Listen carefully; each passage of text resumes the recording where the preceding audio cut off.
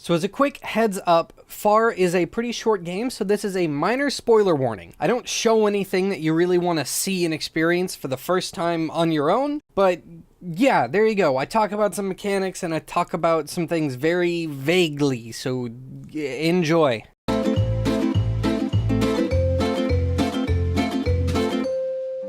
Far Lone Sails is the story of a girl crossing a desert wasteland after the death of her father.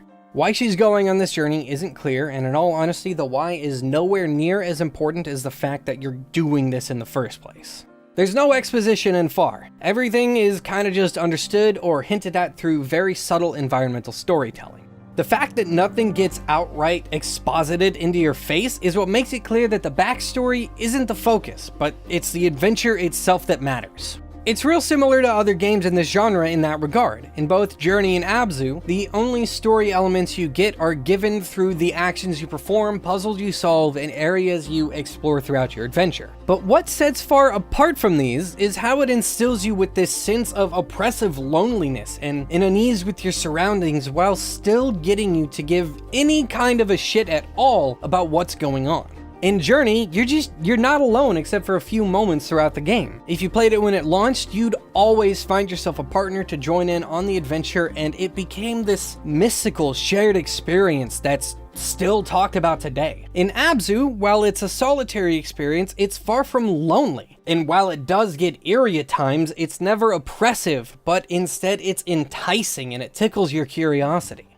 But in Far, the world you're adventuring across is not a friendly one, and it gives absolutely zero fucks about you. In fact, almost all the success you find in your journey is purely luck. It is luck that the machines you encounter still work. It is luck that you're able to find the upgrades for your vehicle. It's luck that you continue to find fuel. Everything leading up to your success is luck. I mean, yeah, everything was clearly placed here by the game designer, and yeah, duh, of course things are gonna work so you can progress, but I'm talking about a narrative level here. There is no way that Lone, your character, could have known that all this shit was still gonna work, or that she'd be able to find all this fuel.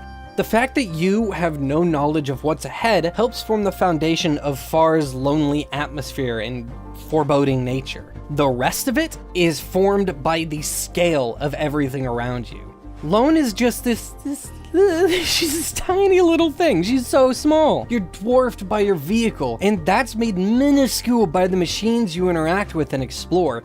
It barrels through rubble and gates left in your way, and it's moved by this massive engine and enormous sails, and even still, it is nothing compared to the emptiness that surrounds you. And I guess the emptiness in the environment kind of reflects the hole that's been left in Lone's heart by the death of her father and serves to create an analog kind of representation of the catalyst that is the whole reason Lone's on this journey, but that's a tangent, that's another video, damn. As you cross these huge empty stretches of land, you can see all the way to the horizon in the background, and there is just nothing there.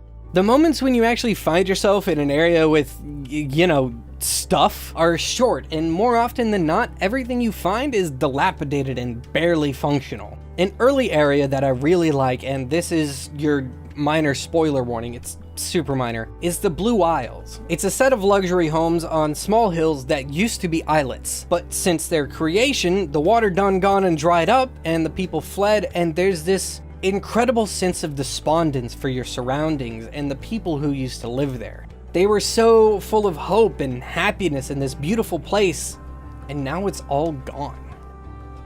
There are a lot of moments like that throughout Far. Moments that make you wonder about the past and how things used to be, and even though how it used to be doesn't matter one damn bit in the context of your adventure, it still adds to this sense of hopelessness. But still, in spite of all that, in spite of every single bleak area you venture through, the game pushes you forward. It avoids completely pushing you away in two ways.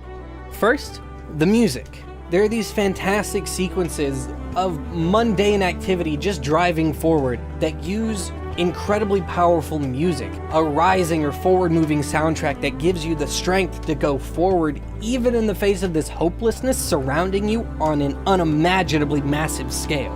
Then, there's your vehicle itself.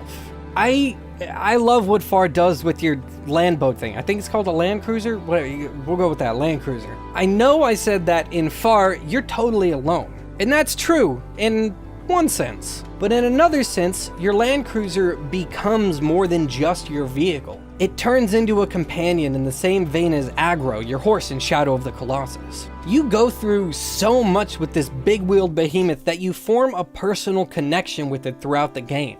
It's your rock, your constant in this ever-changing, dejected world that's void of all interpersonal interactions. This Land Cruiser becomes your friend.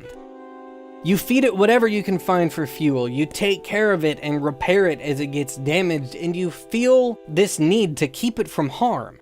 Initially, you care for it like this because it's your transport and you need it to make progress. But then later, it's because your dependency has evolved from one of utility to one of safety and then to one of personal attachment.